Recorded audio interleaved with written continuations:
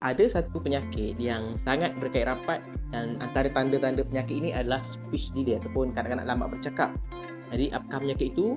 Jom kita saksikan dan kenali lebih lanjut macam mana cara nak kenal pasti kanak-kanak yang menghadapi autism.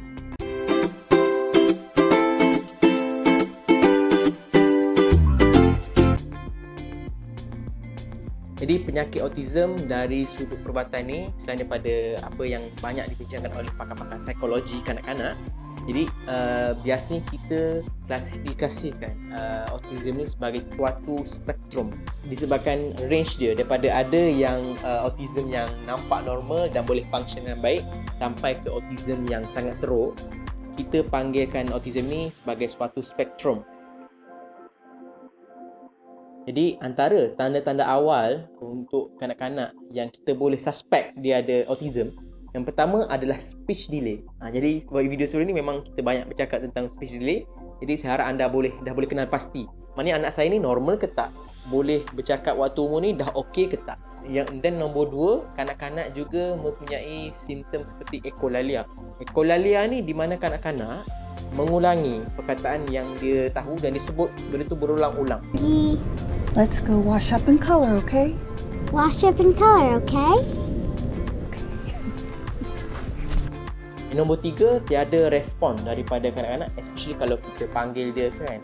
Especially kalau kita panggil dia, sebut nama dia, kadang tak respon. Macam kita suspect dia tu kurang pendengaran ataupun ada masalah, pekak ke. Yang nombor 4, kanak-kanak tidak dapat memberi eye contact yang baik. Jadi bila kita tengok dia macam bercakap tapi dia macam tak pandang pun muka kita kan, ataupun tak respon, tak tengok langsung seperti yang berjala sebelum ni. Dan dari segi behaviour, biasanya kita nampak kanak suka buat satu repetitive action. Iaitu contohnya kalau dia nampak sebiji kereta mainan, so dia duduk pusing roda kereta itu sampai suatu intensity yang sangat lama dan tinggi lah.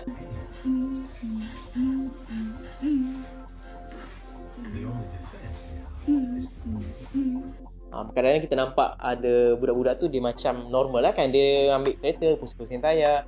Kalau dalam tempoh yang singkat ataupun kejap je, itu normal. Sebab kanak-kanak ni dia lebih attentif ataupun dia macam curious kan.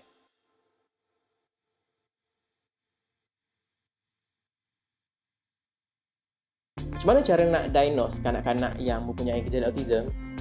Kanak-kanak yang anda rasa ataupun anda suspect mempunyai tanda-tanda ini perlu dibawa kepada doktor-doktor di klinik kesihatan ataupun fasiliti hospital.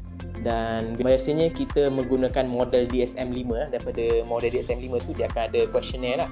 Dan sebab tu cara nak diagnose dia bukan sekadar jumpa dengan kanak-kanak, perlu ada interview juga dengan ibu bapa lah, supaya ibu bapa boleh tengok ada tak simptom-simptom ataupun gejala yang terdapat dalam questionnaire DSM-5 tu lah.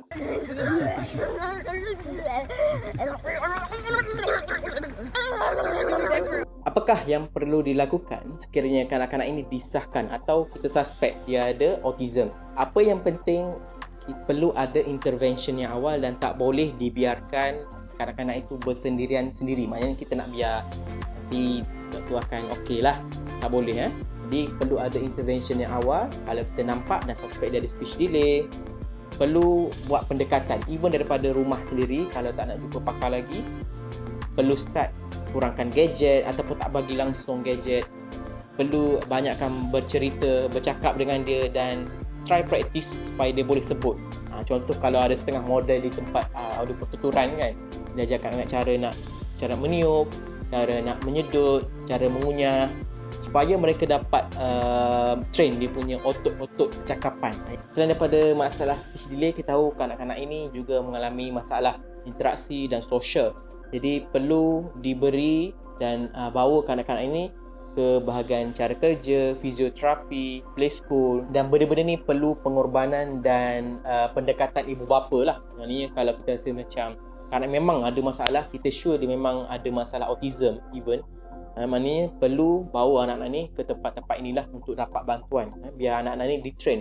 Dia yang penting dalam terapi session ni, mana kita biasanya ambil masa lama lah. Mana kalau kita dah bagi bawa anak tu sebulan dua, biasanya tak semua kanak-kanak akan terus okey. Biasanya dia ambil masa yang lama. Bergantung kepada severity lah. Jadi apa yang penting dalam sesi terapi ni, aim kita adalah untuk membawa kanak-kanak ni keluar daripada dunia mereka. Masalah autism ni yang mana mereka, kanak-kanak ni, dia terperangkap dalam dunia mereka sendiri. Disebabkan itu kita tak nampak apa behavior dia, percakapan dia tak normal macam kanak-kanak ataupun yang seumur dengan dia lah. Jadi sekiranya anda rasa anak-anak anda mengalami gejala-gejala tanda-tanda autism seperti yang saya sebutkan ini, pastikan anda membuat intervention yang awal. Bawa kanak-kanak ke tempat-tempat yang memerlukan, yang boleh bantu lah. Mana preschool ke, fisioterapi, pertuturan ke, cara kerja ke, benda-benda macam ni, dan bawa kepada pakar kanak-kanak ke. Jadi benda-benda macam ni yang perlukan pengorbanan dan inisiatif beberapa sendirilah. Itu sahaja daripada saya pada video kali ini. Semoga kita berjumpa lagi dalam episod akan datang. Jika anda suka dengan video ni, jangan lupa like, share dan subscribe. Thanks.